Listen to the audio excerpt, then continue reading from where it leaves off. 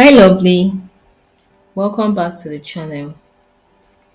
In today's video tutorial, I'll be showing you how to add time in Excel. To begin, you open up your Excel worksheet you want to work on. Then, you enter the formula using the formula options. At the top of the screen, you can see the formula tab. You click on it. Then, you select date and time. Now you choose time. To set the time, you add the hours, the minutes, and the seconds. The hours ranging from 0 to 23, representing the hours per day. Now, let's try imputing 9 o'clock p.m.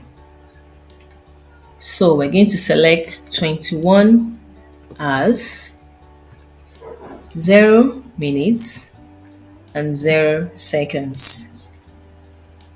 When you're done, you click on the OK button.